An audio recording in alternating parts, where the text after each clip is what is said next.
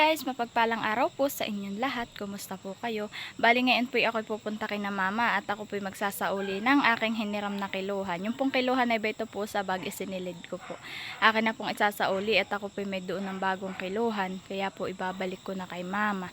At ngayon din po ay kakaunin ko din po si Baby Oren saglit at nandoon po kay na mama yun. At yun naman pong tindahan ay akin naman pong sinara.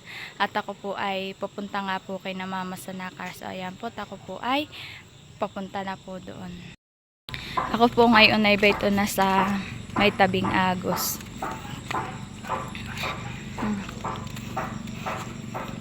Oh, para pong masarap yung talbos ng kamuting bagin po o mapula. Para pong yung masarap sa sinigang na isda. Ako po ay pababa na.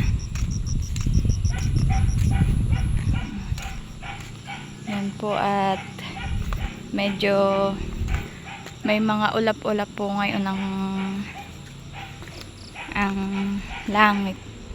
Hindi po katulad ng isang araw na blong-blue po iyan. Yan. Dito po pag madaming tao po event po ito po ay tindahan. May nagtitinda po diyan. Gawa po ng marami pong naliligo dito. Sobrang liit na po ngayon ang Agos sa Toho.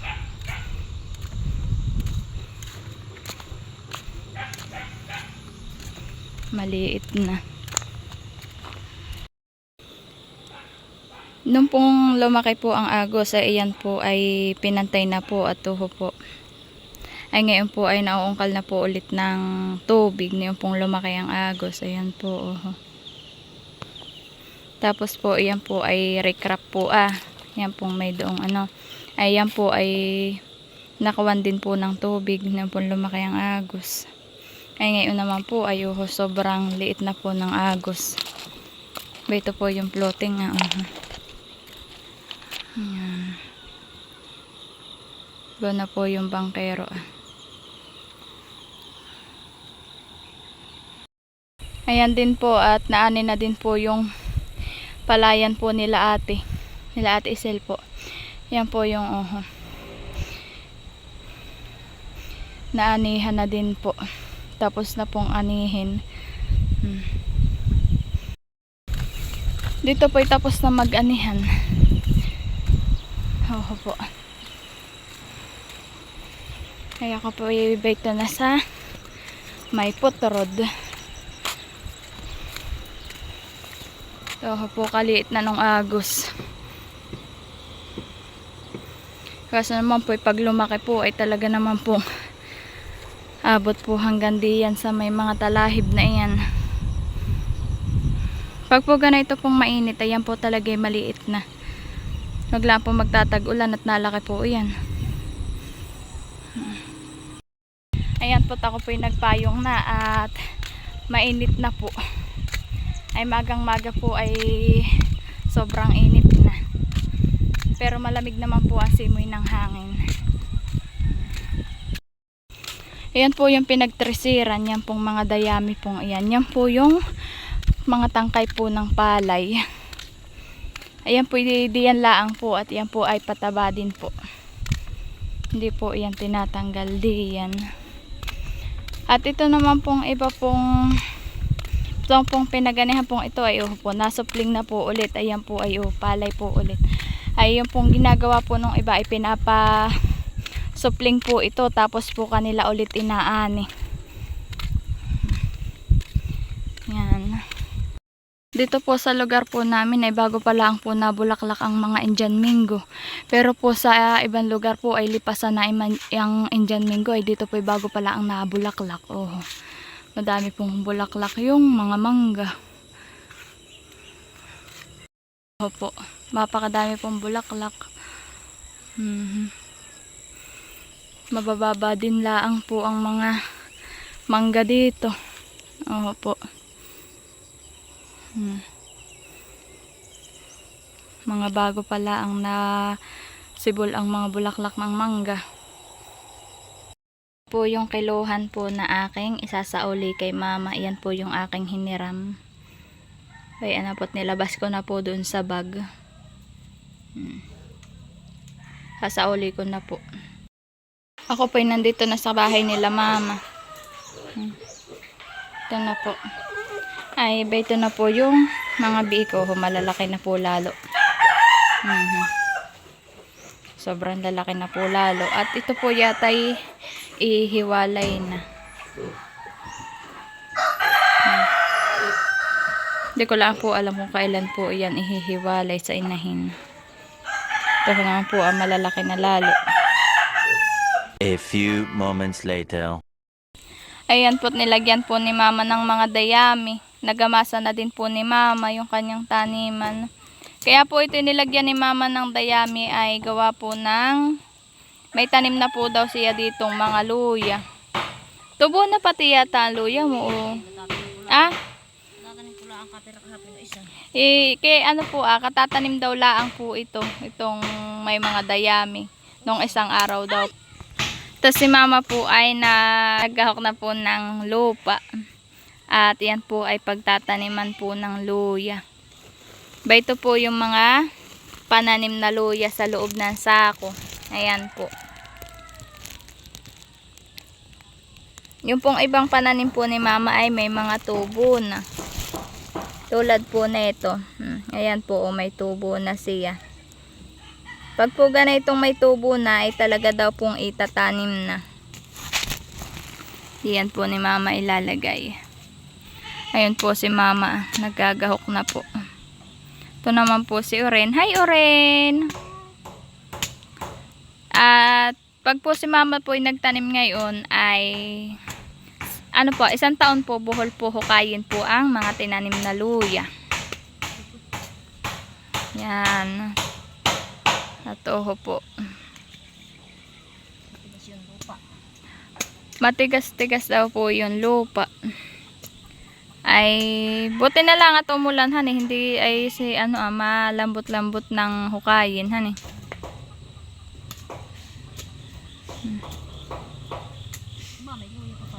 May luya pa? Ay nahukay mo hani. Ay pwede mo itanim. Iyon na ulit ibabaon. Nakahukay po si mama ng luya. Ay ibinalik po ulit ni mama at tutubo po ulit. Yan, kakaputol naman po yung nahukay niya.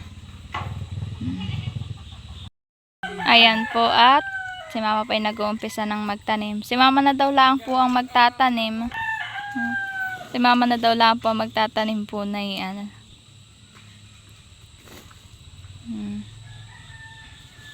Ilan-ilan ang tinatanim mo? Isa-isa lang sa isang umpok. Sa isa-isang umpok daw pong ganito ay isang umpok na. Tumpok. Isang tumpok daw po nagawa niya. Isang luya daw lang po ang kanya tinatanim. Patingin niya kung gaano kalaki. Ganon daw lang po kalaki yung mga pananim na luya. At tatakpan daw po ni mama yan mamaya ng dayami. At baka daw po kahigin ng manok, kutkutin. Mama, di ba yung iba nagtatanim ng gana inilalagyan ng bunga ng painog? Baka naman yung sitaw. Sitaw baga yun? Tatamnan ko na nga na sitaw dito sa tabi. Saan? Diyan sa tabi? Mama daw po yung magtatanim po ng sitaw diyan sa tabi po na ang sa gilid po ng mga hitaw. Ayun yung kulay violet. Yung mga manok ay kinakain ang dahon.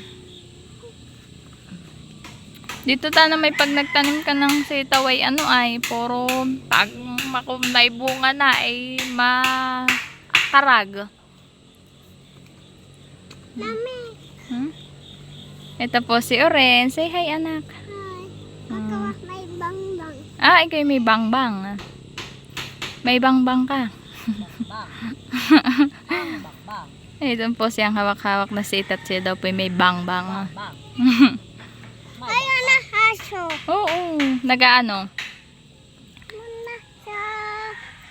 Nagaano yung aso? Nagpunta sa palayan at nagaano sa palayan. So?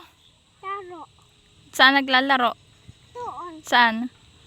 Sa tayang. Sa palayan. Malapit na po si mamang matapos dun sa kanyang tinatanim na luya at kakaunti naman po yung kanyang nahukay. Kaya uli. At mamaya daw po ulit at nainit na po. Dali mag-ugas ng kon. Kaya uli. Maya ulit. Mamaya daw po ulit. Sabi po ni mama. Ayun na po yung dalawa ni mama. Nauna na po sa akin. At nababay po sa akin si Orin. Saan ka baga punta? Di kayo nababay. Yung pong kay mamang mga antoryo may uho. Yung pong iba ay natutuyo na ang mga bulaklak. Ito po At matagal na po yung ibang bulaklak diyan. Ayun. Yan naman po yung matagal pong matuyo ang bulaklak ng ganyan pong antorium. Ayan na po yung mga naani pong palay doon sa kinaating palayan. Sila ate daw po ay naka 13 sako. Ayan po. Pinangalanan na po ni mama yung mga sako.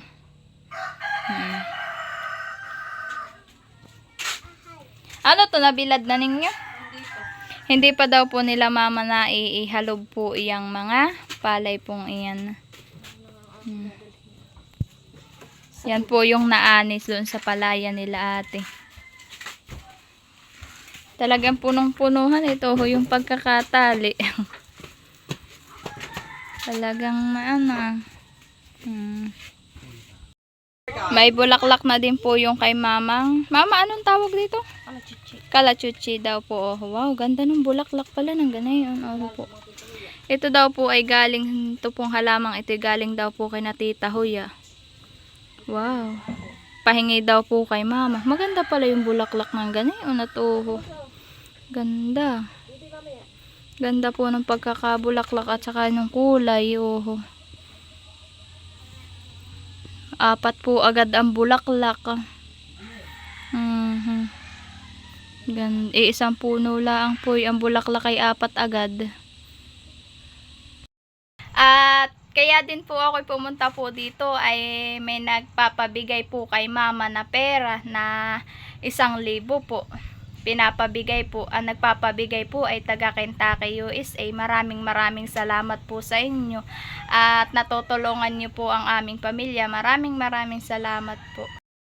Ayan po at hawak ko na po yung pera pong pinapabigay kay mama na 1,000 na nagpapabigay po na ito ay yung pong taga Kentucky, USA ay bibigay ko na po kay mama.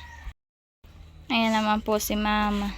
Mama, may nagpapabigay sa iyong 1,000 na taga Kentucky, USA. Ba ito? Maraming salamat po sa padala ninyo sa aking 1K. At ako po ay naalaala ninyo. Maraming salamat po sa inyo from Kentucky, USA. Salamat po ng marami at ito po ay pang bili ko na ng ulam. Maraming salamat po sa inyo. At unang-una din po ay gusto ko pong magpasalamat sa Panginoon sa lahat po na natatanggap naming blessing. At nagpapasalamat din po ako sa taga Kentucky, USA na nagbigay po ulit sa akin ng 3,000. Maraming salamat po at mapapagawa ko na po yung aming CR. Maraming salamat po sa inyong kabutihan. Lubos po ako nagpapasalamat sa inyo. At mag-iingat po kayo lagi and God bless po.